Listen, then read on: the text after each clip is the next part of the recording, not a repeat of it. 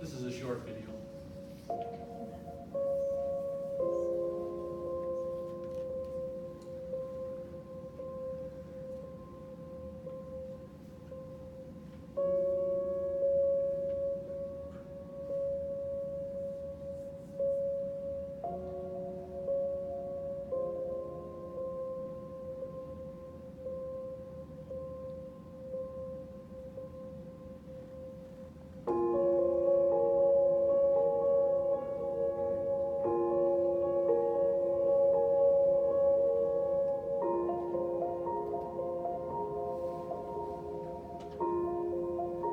This is Aleppo.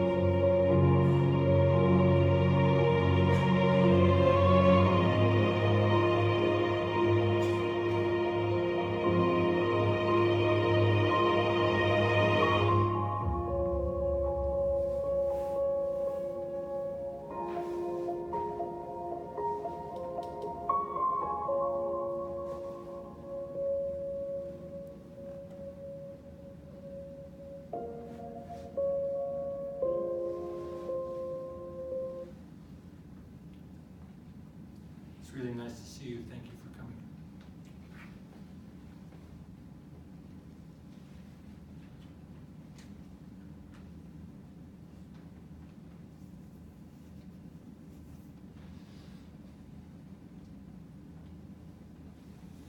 It begins here.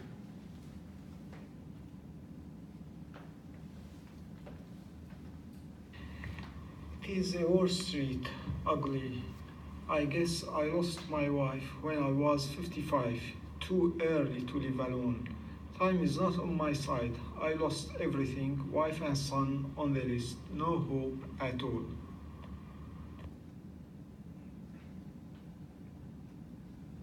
A voice from Aleppo. This is what we have. From his biography, Saleh Razouk, was born in Aleppo province, educated at Aleppo University, Louis Polytechnic of Poland, universities across the United Kingdom.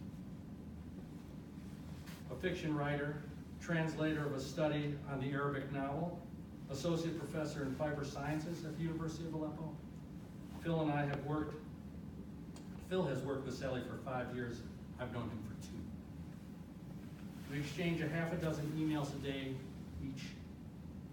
We often wonder what it is a couple of Chaim Yankels from Cleveland. This is a representation of Phil.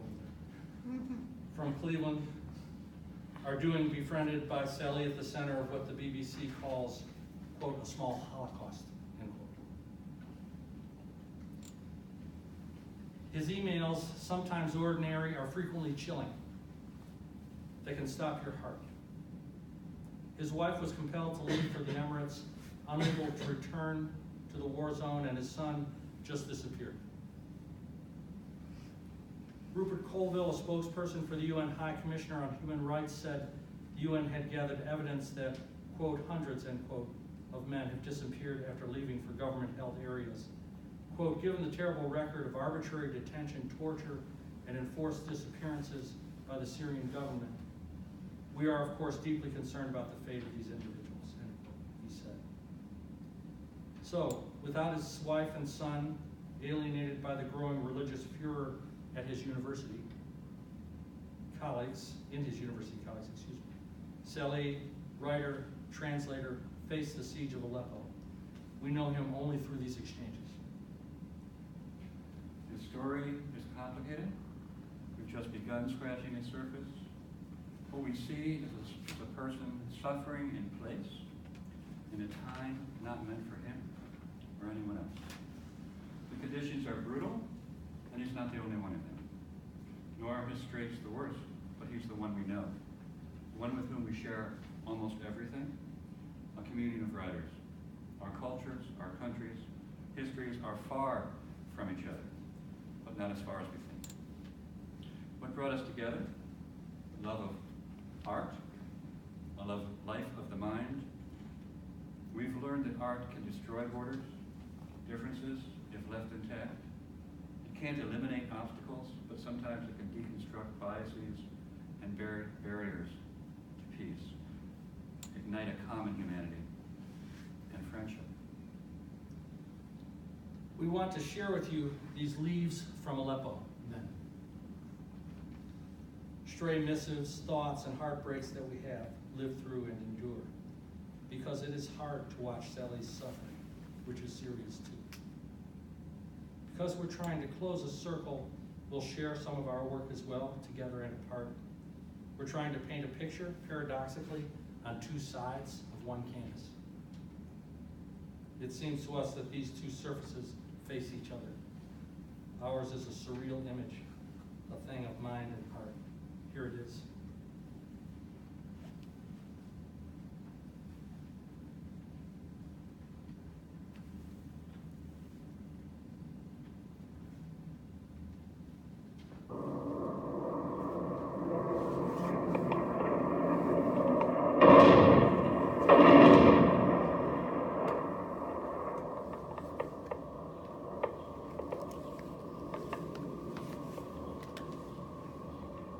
Recently, on June 14th, 2016, an article posted on the ABC Net website read, quote, Syrian conflict, world turning a blind eye to carnage in Aleppo, says Dr. Muskilda Zankata, head of the mission in Syria, is deeply concerned about the growing death toll in the northern town of Aleppo, unquote. It's not difficult to find images of Aleppo's buildings bombed to rubble, cars on fire, air full of smoke and debris, children howling in the arms of an adult, or a photo of a hospital after an earthquake in which the last pediatrician in the city was killed, a man holding a dead baby, backdropped by the reduced to bricks and mortar medical center. The article states, 1 Syrian has been killed in every 25 minutes in the past 2 days. Meanwhile, through a June morning, I'm working on the deck of my writing cabin facing a pond, a short walk away from the converted one-room schoolhouse that looks out onto our garden. robins, orioles, finches. Why am I thinking about someone 5,775 miles away undergoing suffering so incomprehensible, I find it difficult to know how to talk about them? Act 1, Kafka the Matchmaker.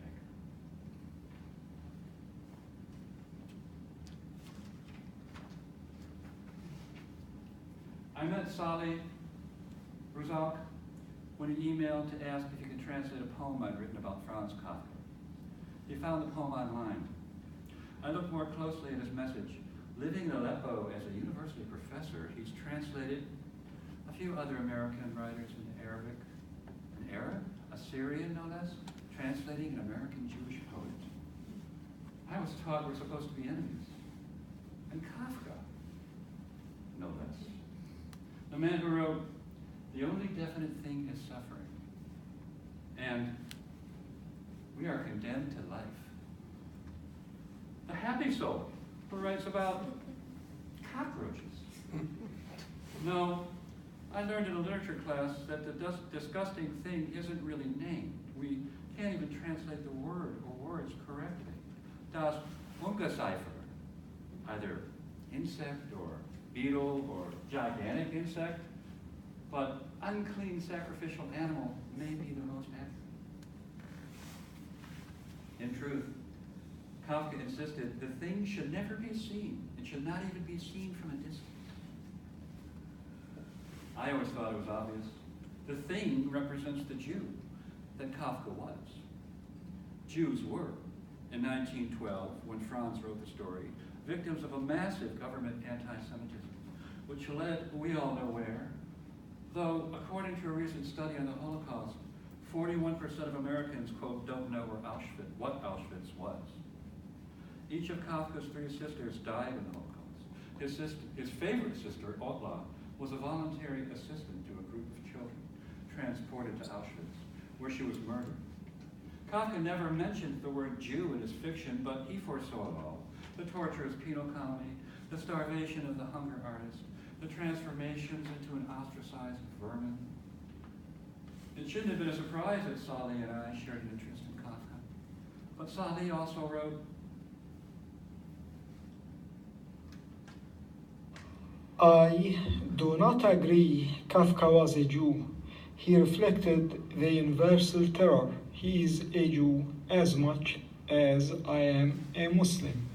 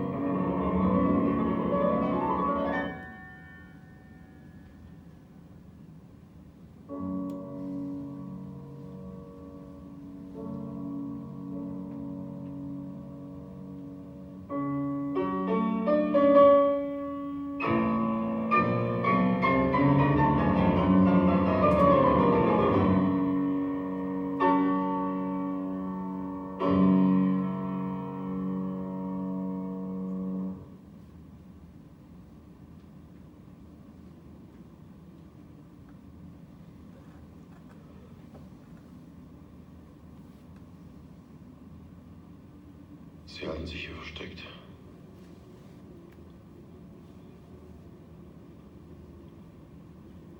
Jude.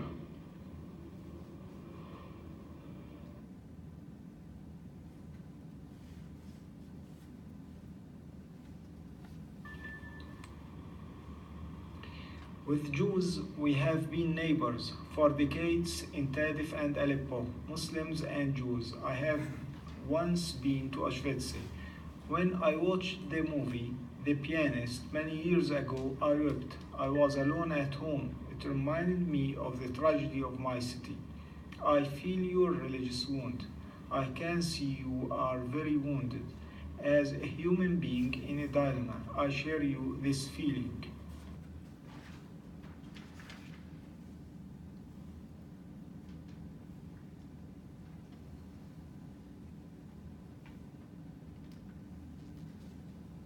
Syria, a poem by Riyad Saleh Hussein, translated by Saleh Razouk and Phil Terman. O happy and beautiful Syria, like a stove in December. O poor Syria, like a bone between the teeth of a dog. O hard-hearted Syria, like a knife in the hand of a surgeon. We are your good and simple children who fed on your bread, olives, and whips. Forever we shall lead you into the springs. Forever we shall dry your blood, and with our green fingers your tears with our dry lips. Forever we shall pave roads for you and never let you get lost, O Syria, like a song in the desert.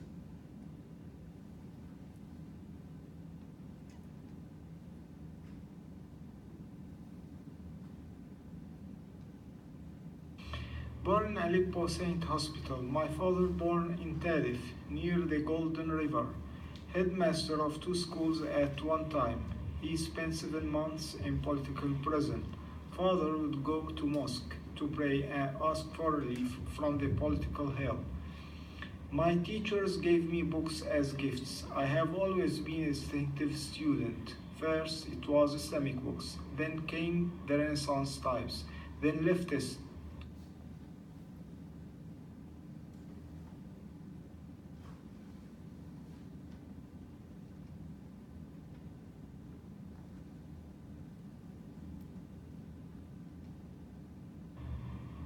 My life is based on writing and reading. Relatives call me the mad, the girl.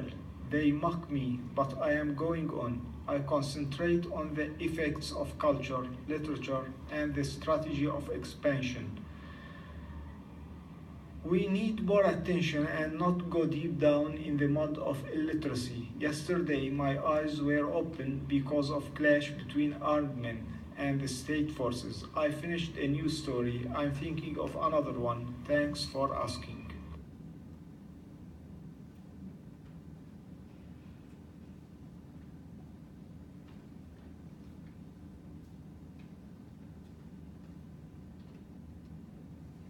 Yesterday the house was hit by a shell. I had to pay then. Best wishes. I cannot move out of my square in my city because killing is a daily routine. A month earlier, 40 dead bodies were seen in the neighborhood, and a crow was feeding himself out of their vital parts.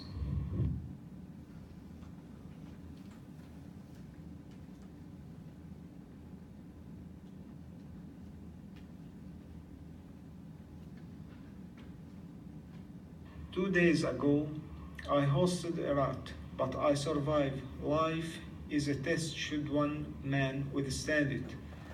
Cannons in front of my door. My area is targeted. This is my destiny. If we do not quarrel with others, we quarrel with each other. It is very backward philosophy. I cannot sleep nor write. Crumbled down. Loneliness is my biggest trouble. Syria to me is inside out. Poetry is a kind of salvation. I cannot understand anything at all. It is a nightmare. I am halfway through a novel. In fact, it is war to avoid. The pains of my absent son and wife. I am afraid my son is liquidated. In this case, I have nothing left to wait for. No wife, no home, no country. My only connection with tomorrow.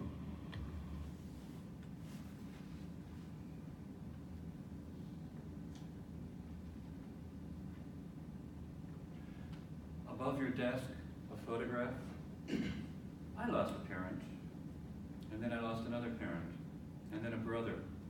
But never, like you, a child, but worse, disappeared. Different from a body you can approach, touch, prostrate yourself before, weep over, a body you can grieve.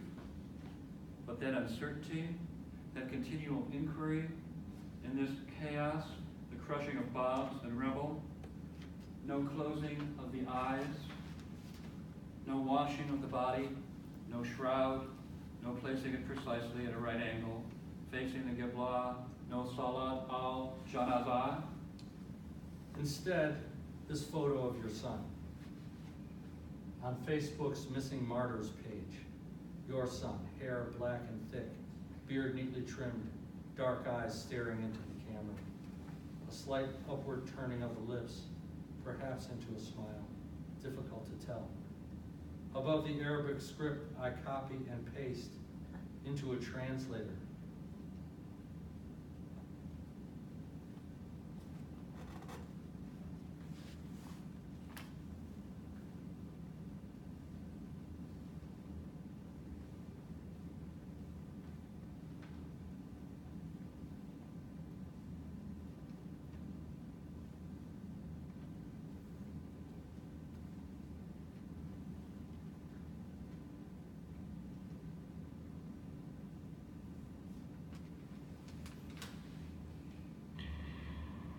I dream of living in a small room with my son, with his wife and his children, vanished into thin air.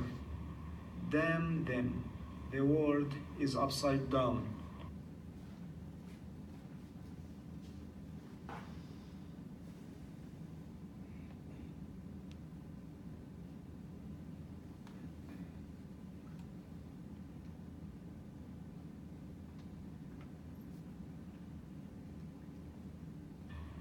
I cannot leave because of my son. He would bring me perfumes and Nescafe, a good lad.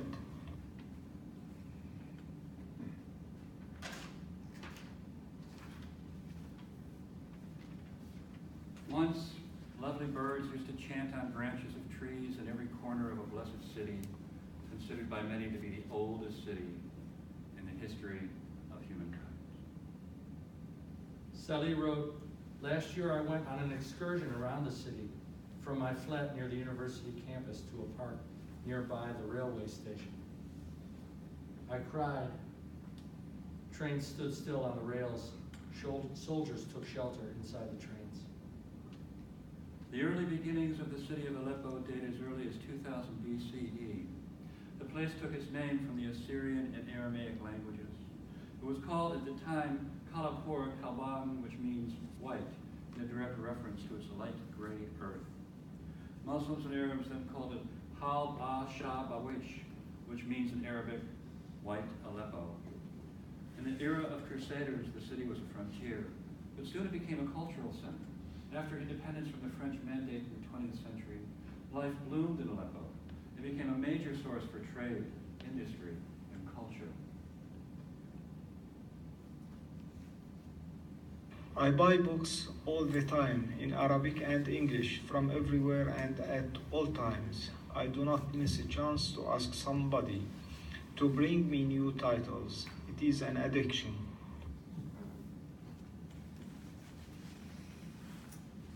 When I reached the George Salim Church in the middle of my way, I could see a man with a long dark coat, gray hair, and two hands in side pockets. Lonely man, looked like a ghost in a deserted, dead town.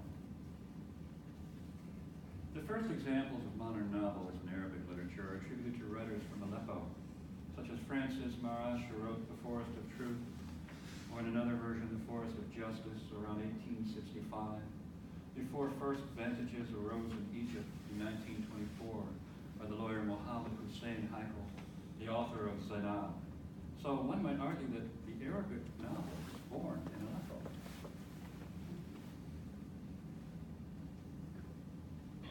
Today, the shelling continues. The tap water in the kitchen needs mending. It is possible now to see dung on the streets or filth on the stairs. I have my doubts that we are going nearer from darker times.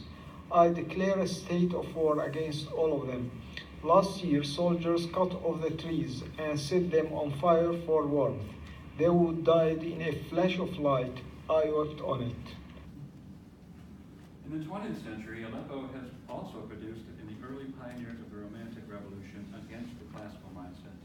In the 1940s and 50s, two brave attempts at challenging the metric poetry took place. When Mayasser published his only book called Surreal, and the Sufi cleric Kal al-Din al-Asadi published Songs of the Doom. Both were considered blasphemous and experienced difficulties and hardship with the common readers and the authorities alike. This gives somebody a perspective on Aleppo's poetic heritage and place in Arabic poetic tradition. Saleh wrote, "State-operated art centers are still open, but empty, without audience. Intellectuals are afraid of exposing themselves to the police and also to the armed groups who force Islamic law, Sharia, on all aspects of life. In the opinion of those armed groups, modernism is a blasphemy. Mustaches, long hair, and tight-style clothes are now a sin in our city." It became a station it became a station at crossroads that every popular writer of the Arab world had to visit. In addition, some of the world's literary groups came to the city all the way from East Germany, China, Soviet Union, Egypt, Jordan, and the UK. Saleh writes, "But whatever way one responds, it is a time of sorrow.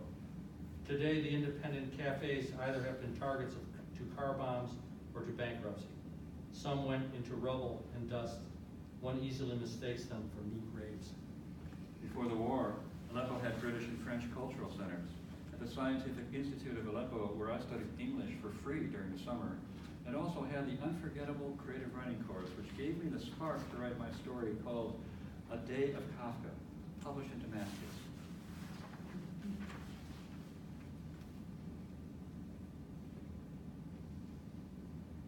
Now my phone is disconnected. Bullets ring over the area like rain. I took refuge inside a shop till the road is clear to continue home.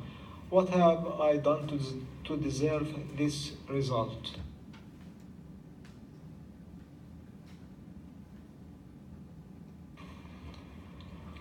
The whole city is in reach. It is hopeless. Just tell me, can I imagine my life without Kafka, for example? He is a blasphemy in our constitution. Saleh wrote, "The lonely man was silent, folded into himself. On the threshold of the church, I heard a tiny whisper and saw him falling on his face. I froze in my place. It was a sniper bullet, for sure.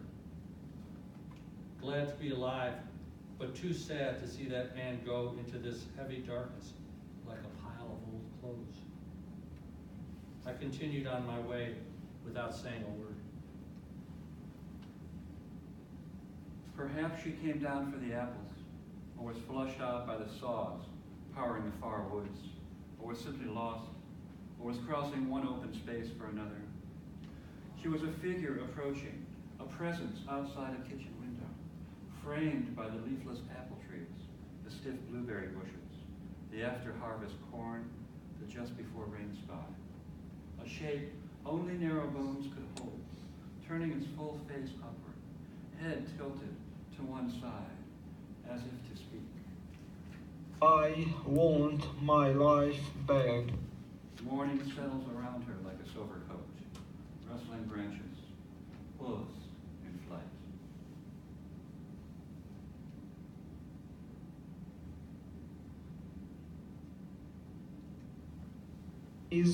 Do not trouble yourself. I am a futile case, a hopeless person. I shed every now and then some tears on this wicked life.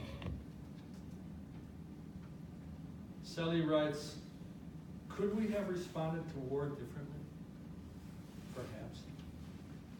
After 8 p.m., you cannot find a single person walking through the streets of Aleppo.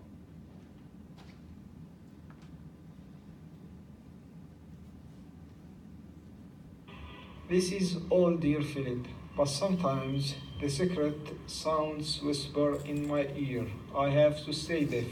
It is a salvation."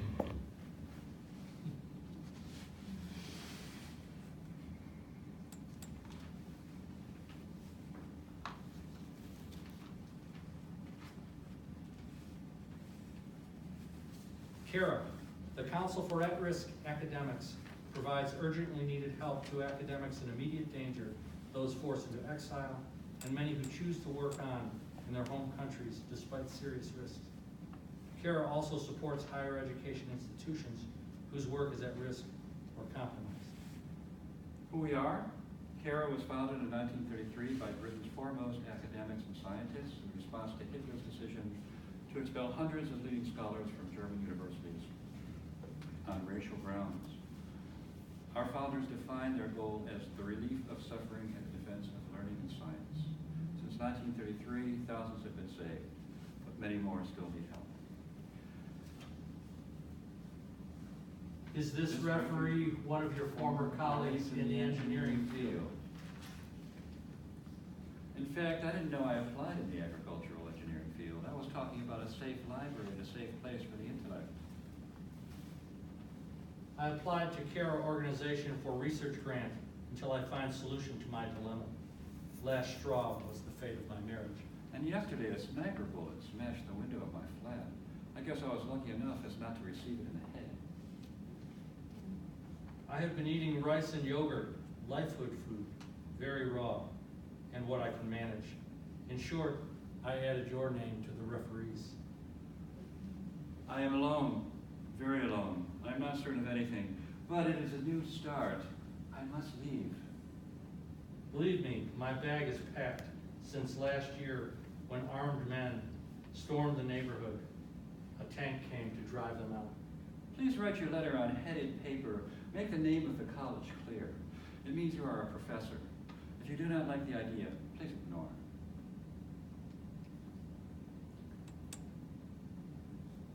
We apologize for this. Donald J. Trump is calling for a total and complete shutdown of Muslims entering the United States until our country's representatives can figure out what the hell is going on.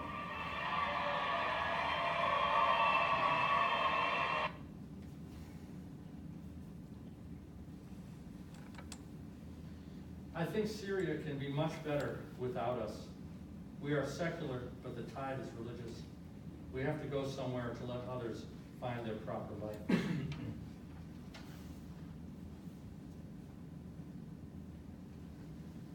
I am glad to tell you that CARA has now reviewed your case and found you eligible for support. Your case has been assigned to a program officer and she will get in touch with you once she has taken your case up. If I can come, I'm ready. For all the items you include in moderate English, not so fast, without vulgar language. I can teach Arabic and discuss modern language.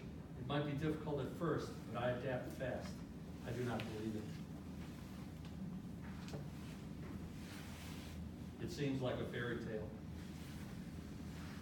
I dream of a little room somewhere with my son, his wife, and grandchildren. If it is impossible, I'll stay with this notion and his spirit around. I hope the possibility of leaving is true. I don't believe it so far. I am deep in the mud of Aleppo. It was a dream city of all Syria. Now it is a great grave.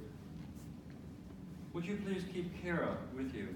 The bombardment intensified a little more. I concentrate in my thinking of a safe place. Just a few minutes ago, 2 explosions shook the flat, but one hopes of a better tomorrow.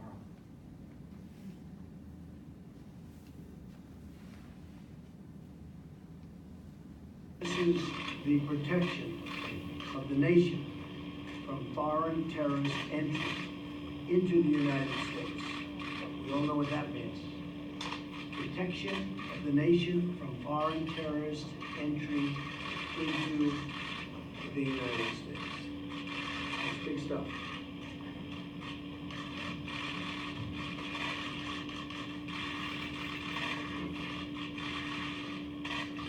I'm establishing new vetting measures to keep radical Islamic terrorists out of the United States of America.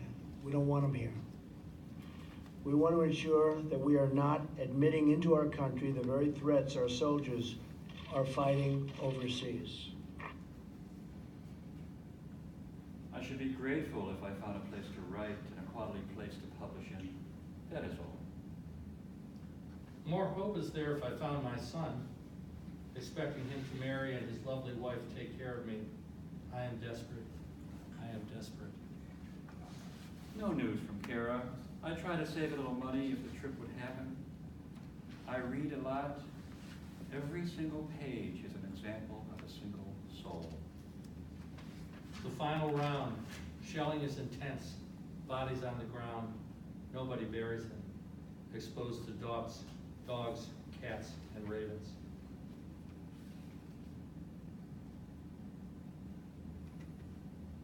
Dear Saleh, I am writing after an informal review of your case. In order to support your application, we need to provide a referee who knows you personally and would be able to provide a detailed reference letter on your academic background. Could you please send us the details of someone who you have worked with and could act as your referee? Kind regards. I have no connection with anybody. They need an academic reference. All my English and Egyptian friends either died or retired or forget everything about the past. I count on this opportunity. Many thanks. Last call from Syria. I cannot think of someone who knows my scientific career in detail. Somebody told me they wait For this step to blow my head with a final knockout. I know you cannot do anything, but I need a space to read and write. It is my life. I do not take quick action. If I do not take quick action, I may lose everything. I guess they want me to leave with my clothes only. You thank God if you can venture out with your life and body intact.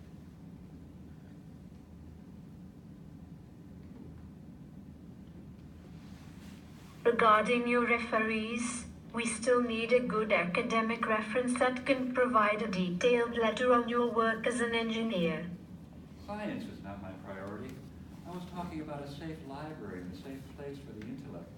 We who are left are mainly literary people. Can you ask Kara to consider your writing and translating experience and skills? I am a writer, not a money collector. I gave away a prize from American Cultural Center in Damascus. I donated all the rewards from Baghdad and kept only a copy of the magazine that published my work. I need to carry on with writing. It is a message I take professionally.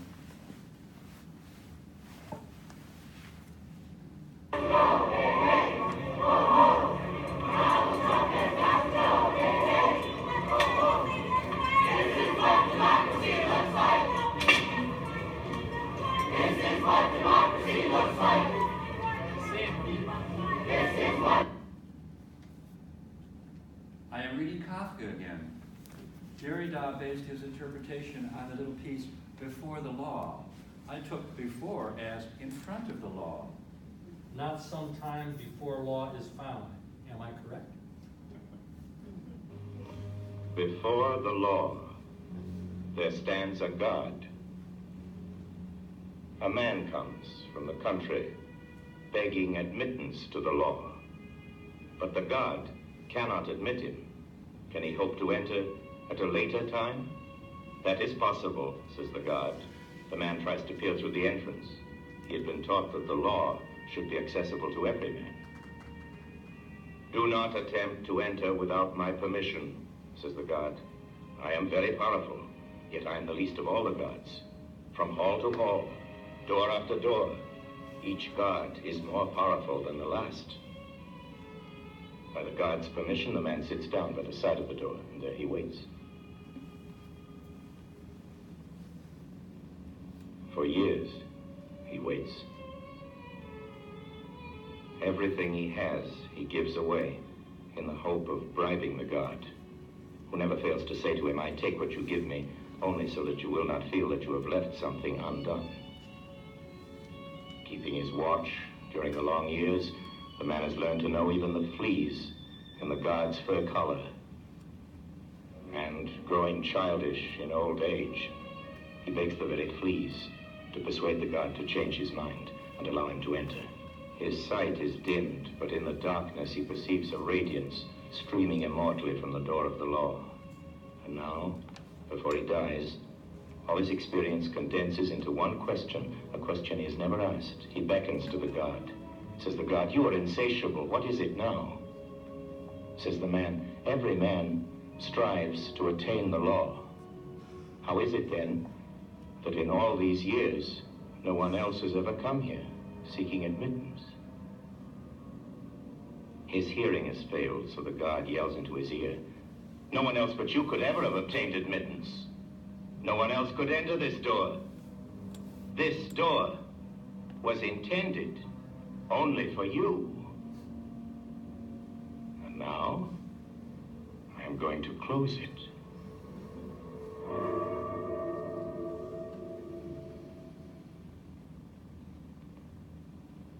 This tale is told during the story called The Trial.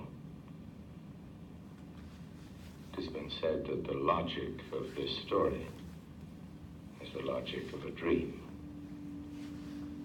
of a nightmare.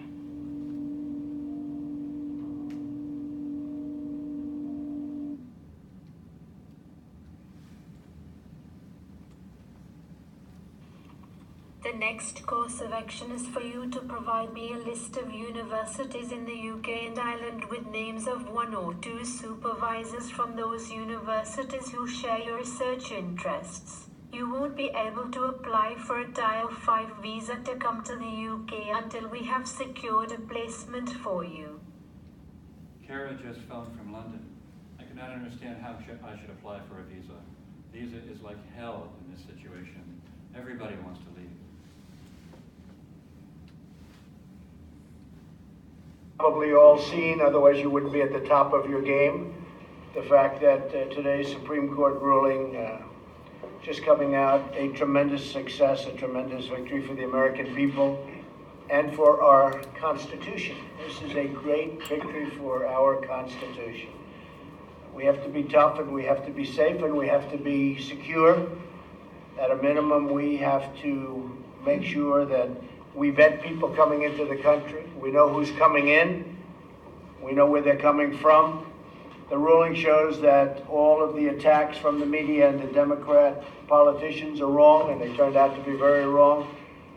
And what we're looking for as Republicans, I can tell you, is strong borders, no crime. What the Democrats are looking at is open borders, which will bring tremendous crime. It'll bring... Kara informed me that Nottingham is not taking me. The institution is committed for hundreds of applicants, and resources are too little. They killed our human senses. They experimented every psychological and social means to kill the free and thinking in us. I hate what they did, but the God who they believe in can see through and punish. I need to put my head on a cushion and close my eyes on a dream I thought all my life. My beloved country is ruined. I used to be a lover, but now I look for a grave and hide myself in it. Please accept my sincere thanks. I think of the hole I would descend in some time. If your soul is free, you cannot say you are dead. Someone would carry on. I am upside down. I cannot sleep. Low appetite to eat and in a low mood, I'm afraid. Do you think God changed his mind? I am a writer first. There's no shame in being an author. I knew it. When Kara accepted my application, I had a sniper bullet. On their refusal, the ceiling fell. What a coincidence. We practiced that.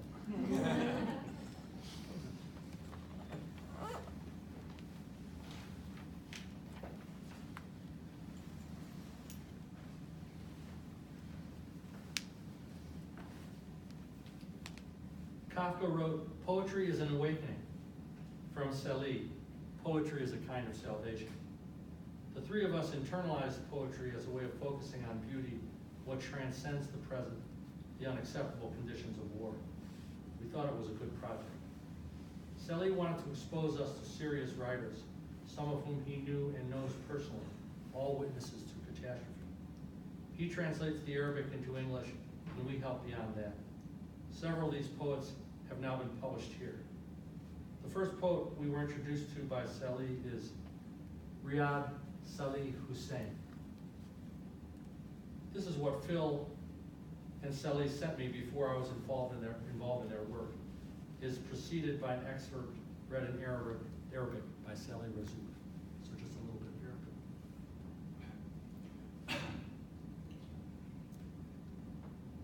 دخان رياض الصالح الحسين كئيبا ومنفتحا كالبحر أقف لأحدثكم عن البحر مستاء وحزينا من الدنيا أقف لأحدثكم عن الدنيا. Smoke by Riyad Saleh Hussein. Depressed and open like the sea, I stand, angry, coherent, and continuous, to tell you about the sea. When the window has two eyes to see my despair, the wall's fingers to touch my ribs, the door's tongues to talk to me. And when the water becomes the taste of water, and the air the taste of air, and this black ink the smell of black ink, and when print houses produce poems instead of sleeping pills, and the fields grow wheat instead of opium, and the factories make shirts instead of bombs, I'll stand. I'll stand to talk to you about myself, to talk about love that assassinates elegies, about elegies that open their royal book of record to list your names among the dead, and the dead and the first aid worker, who do not arrive with a mercurochrome to save their lives. I'll stand to talk about myself in the same way the dictator stands to talk about his prisons, the millionaire about his millions, the lover about the breast of his beloved, the child about his mother, the thief about his keys, the world about his rulers. I'll talk to you with love, with mad love, but only after I let it separate. After Trump announced a ban on refugees arriving from primarily Muslim countries, Poetry International, under the editorship of the poet and editor Ilya Kaminsky, chose to publish poems from the 7 banned countries singled out by the pressman and his confederates and enablers. Ilya asked Saleh and me if we would be interested in translating contemporary Syrian poetry as part of the project. Saleh and I translated a dozen Syrian poets, including Iman Shaheen Sharbah and Linda Abdel Baki. Here is Prior to Departure by Iman Shaheen Sharbam, again preceded by an excerpt of the author's reading of Arabic, and J.D. Rock will be reading the English translation. So just a little Arabic first. Yes. قبيل الرحيل قبل أن أقتل بدقائق قليلة كنت أسرح شعر ابنتي أختم جديلتها بملقة على شكل خريطة. That's the first time I've heard her voice. It's wonderful. Prior to the Departure by Imam Shaheen Sharbah.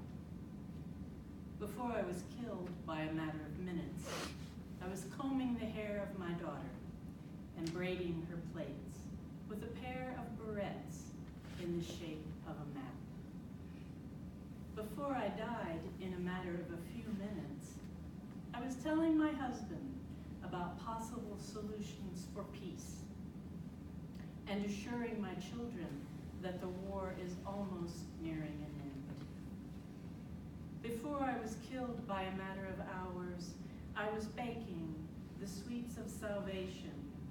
I named it the Gathering Cake and decorated it with colors from my country.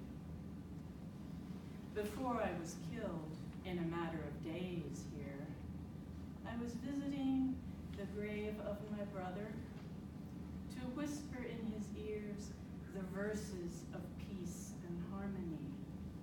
I asked myself, do I expect to live longer? Now here I am dreaming and choking out gradually, just to wake up from the nightmare of barrettes in the shape of a map, exploding into bits and fragments. Sharbah lives in Salamia, is the mother of 2 children, has a degree in applied chemistry, and works for the National Hospital in Salamia in Syria. Her latest collection is Ishtar of love and fires.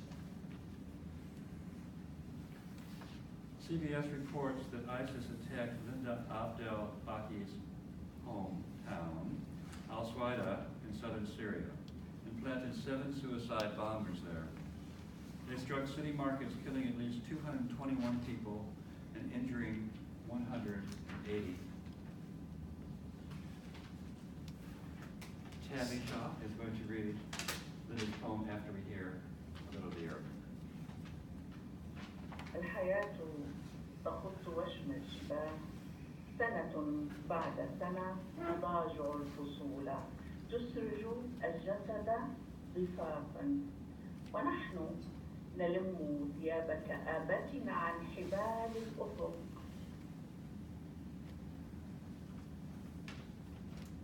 City of Ashes by Linda Abdelbaki. Life inscribes its tattoo on foreheads, year after year. Entwines with seasons, uses bodies as riverbanks. Here we are, picking up our grim dresses from the horizon lines. Evenings, barred from visitors, set our feet free to fall into the palms of daylight and to draw the maps of a smile on the margin of feasts. We smell from its body the aroma of eternity. Whenever it turns around, we search for its heart and come back with empty bags. The witch says, "You'll stink in its air." In the neglected dictionaries, wishes have been burnt. It would crucify you on the wings of winds, but it could write you on the night's wall with alphabets of sand, or make rains that will wash you away in your genealogical decline towards the cities of ashes.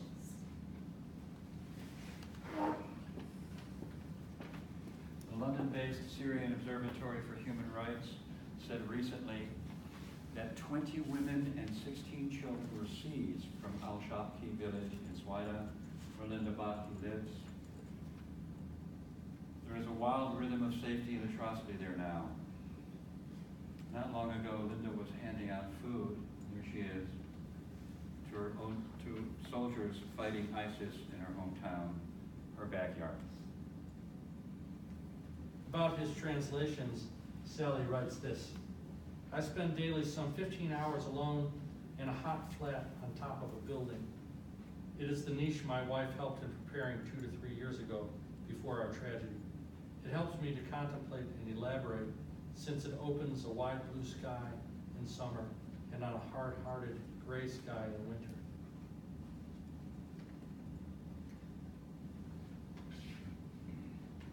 I am a member of the Authors League. Religion is not my choice anymore. I am a secular person with literary interests. Just laugh with me. I think life is too small for my ambition.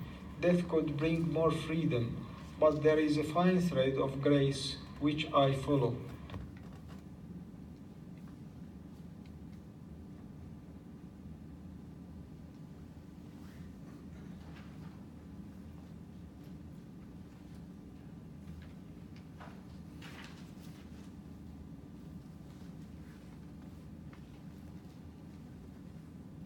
Just tell me, can I imagine my life without Kafka, for example? He is a blasphemy against our constitution. The only definite thing is suffering. Don't cry, boy. We're almost there. Lift, lift, lift.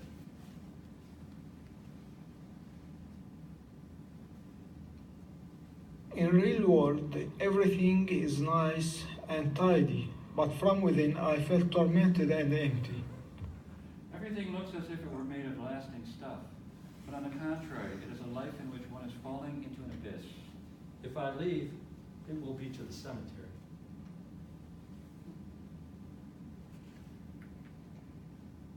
It is hard to see everything falling apart, but they insist you have a chance to prosper, abandoned like a banana. My scribbling is only my own personal specter of horror. That's a woman's leg. Is there anyone under the rubble?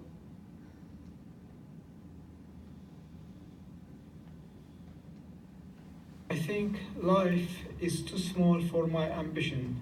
Death could bring more freedom, but there is a fine thread of grace that I follow. I try to be a true attendant upon grace. Perhaps this quiet yet unquiet waiting is a harbinger of grace. It's not about us. The dilemma is our children. They are flowers and must see life.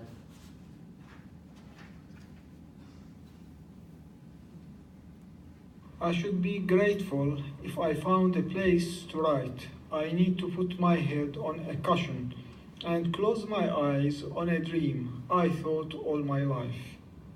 I dreamed of going as a farm laborer or as an artisan to Palestine. I'll open a stall and sell fish.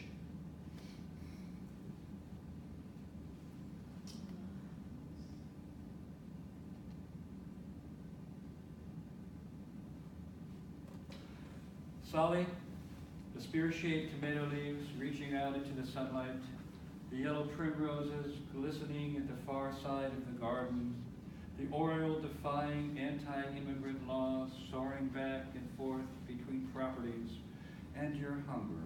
For what? All of this and more of all of this.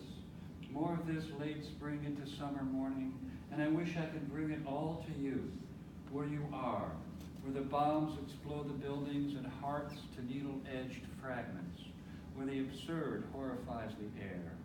All this beauty, all this serenity, this life I happen, who knows how or why, to be living, this accident of birth and circumstance, this chaotic explosion that sent me here and you there, and did your God and did my God sit down and negotiate the terms of this destiny?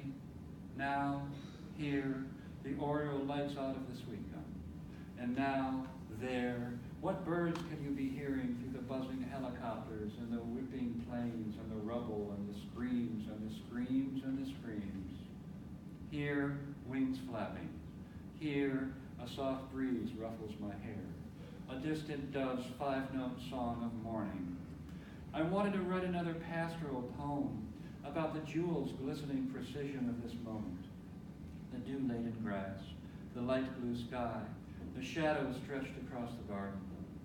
And you had to arrive with your complaints about how there's been no electricity for 3 weeks, and about the car bomb outside your flat, and about the fanatics taking over your university, and about how your brother's shoes were stolen. On this one morning, when if one sits calmly and listens hard, one can observe the precise hour when spring turns into summer. Here you are again, writing to me in your broken English about how you can't leave because your son is still missing, and about the oriole that just returned to the sweet gum. I don't tell you. And your poet said, I am a harp that the hand of the mighty may touch me. and my poet said, I am a harp that... Sorry. Went backwards. I am a harp for thy songs. From the book, The Palace of Reasons, my poem, The Children Who Got Up from the Heap of Corpses. The children who got up from the heaps of corpses, they got up, they got up, they got up. They rose, they rise, they half bloom. Death's day flowers. They fell, they fell, they fell. They stumbled, they got up, they got up. They ran wildly, out of the moment almost. They shook, they shook, they shook in an abyss shaped inexactly like them. They ran, they ran, they ran, what time could make. They got up, they got up, they vaulted. They seized the smallest part of their death day. They asked, they wanted nothing but to be awake in the comfort of some stranger's arms. before they died. And now we discover your name means pious, and you were named after one of the prophets who was born into a hierarchy, preaching against selfishness, condemning idolatry.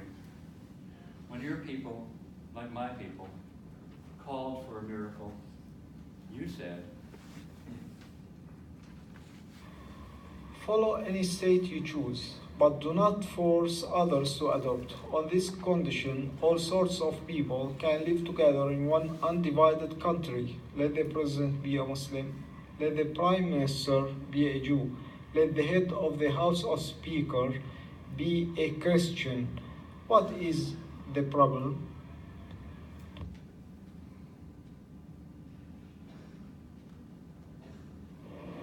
That's the end.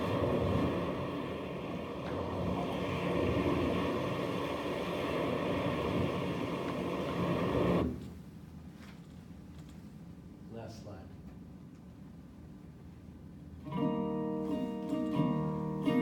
there's a reception out there with wonderful